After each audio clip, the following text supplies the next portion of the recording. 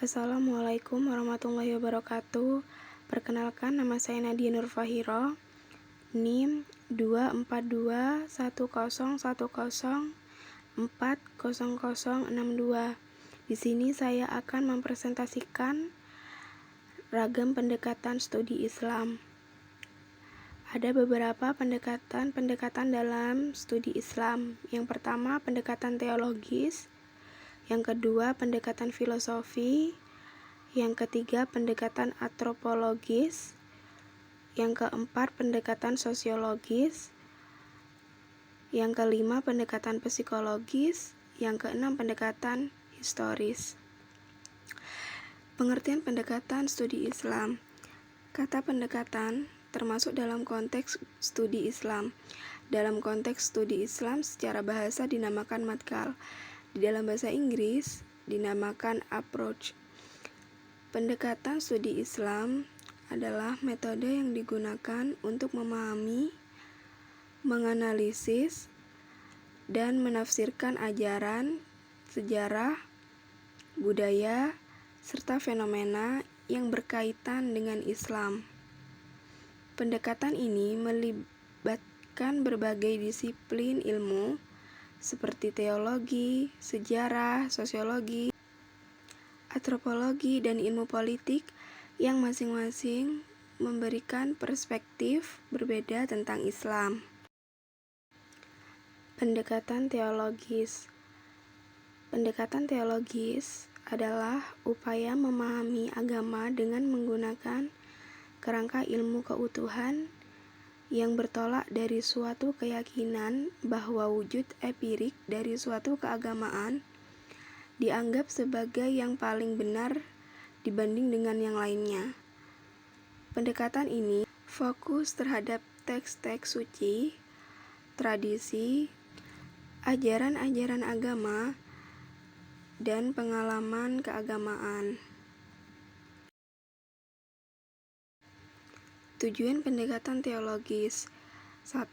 Memahami akidah atau keyakinan dasar dalam Islam, seperti konsep tauhid atau keesaan Tuhan, serta bagaimana umat Islam seharusnya meyakini hal tersebut. 2. Mengkritis doktrin keagamaan. Teologi Islam atau kalam berperan dalam menjelaskan dan mempelajari berbagai doktrin agama serta membahas perdebatan atau perbedaan dalam memahami doktrin. Yang ketiga, melalui pendekatan teologis, umat Islam bisa menghadapi berbagai tantangan teologis. Pendekatan filosofi. Pendekatan filosofi adalah pendekatan yang melihat suatu permasalahan dari sudut pandang filsafat. Pendekatan ini berusaha untuk menjawab dan memecahkan permasalahan tersebut dengan menggunakan metode pemikiran kritis, analisis rasional. Tujuan pendekatan filosofi. Yang pertama, filosofi mampu menggali makna ajaran-ajaran Islam, termasuk konsep ketuhanan, kehidupan, kematian, dan tujuan keberadaan manusia. Yang kedua, menjelaskan bagaimana akal manusia berinteraksi dengan wahyu sebagai sumber pengetahuan dalam Islam. Yang ketiga, membahas pertanyaan-pertanyaan fundamental seperti keadilan Tuhan, kebebasan, berkehendak, serta prinsip kehidupan dalam sehari-hari. Pendekatan antropologis. Pendekatan antropologi adalah pendekatan dalam memahami agama, dapat diartikan sebagai salah satu upaya memahami agama dengan cara melihat wujud praktik keagamaan yang tumbuh dan berkembang dalam masyarakat. Melalui pendekatan ini, agama nampak akrab dan dekat dengan masalah-masalah yang dihadapi manusia dan berupa menjelaskan dan memberi jawabannya. Tujuan pendekatan antropologis. Yang pertama, pendekatan ini menyoroti keragaman dalam cara Islam dipraktikkan di berbagai budaya dan masyarakat, menentang pandangan monolitik tentang agama tersebut. Antropologi Islam berusaha untuk melihat bagaimana agama Islam dipengaruhi oleh konteks budaya setempat dan bagaimana agama itu sendiri membentuk budaya. Yang ketiga, pendekatan antropologis bertujuan untuk memahami Islam dari sudut pandang orang yang mengalaminya langsung, memberi penghargaan pada pandangan dan interpretasi umat Muslim sendiri. Pendekatan sosiologis. Pendekatan sosiologis merupakan pendekatan berdasarkan fenomena sosial yang ada di masyarakat tertentu. Pendekatan sosiologis digunakan untuk memahami fenomena sosial yang berkaitan dengan agama, terutama ibadah dan muamalah. Tujuan pendekatan sosiologis. Yang pertama, memahami interaksi antara agama dan masyarakat. Yang kedua, menganalisis dinamika sosial umat Islam.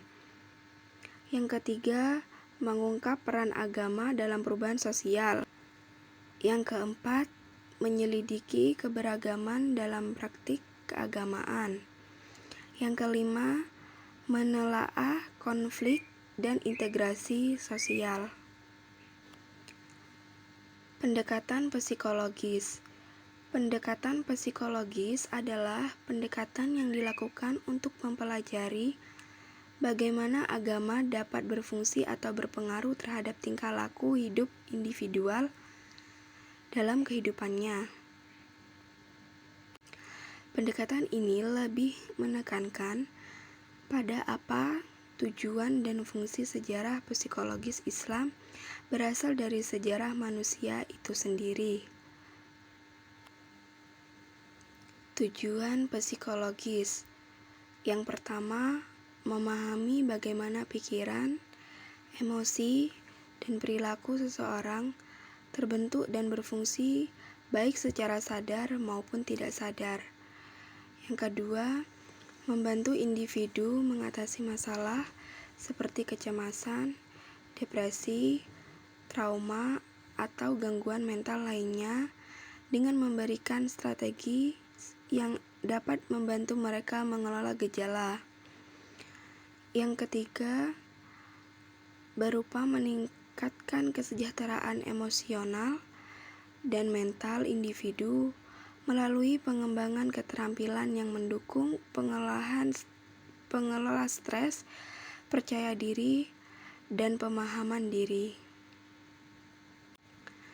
Pendekatan historis. Pendekatan historis merupakan pendekatan serta sumber-sumber lain yang berisi informasi mengenai masa lampau dan dilaksanakan secara sistematis. Maka dapat dikatakan bahwa pendekatan historis dalam kajian Islam adalah usaha sadar dan sistematis untuk mengetahui dan memahami serta membahas secara mendalam tentang seluk-beluk atau hal-hal yang berhubungan dengan agama Islam, baik berhubungan dengan ajaran, sejarah, maupun praktik-praktik pelaksanaannya secara nyata dalam kehidupan sehari-hari sepanjang sejarahnya. Tujuan pendekatan historis. Yang pertama, membantu mengkaji bagaimana ajaran, pemikiran, dan praktik Islam berkembang dari masa ke masa, baik dari segi teologi, hukum, maupun sosial budaya. Yang kedua, sejarah Islam dipelajari dengan memperhatikan konteks sosial politik zaman itu, termasuk faktor politik, ekonomi, dan budaya yang memengaruhi perkembangan Islam. Yang ketiga,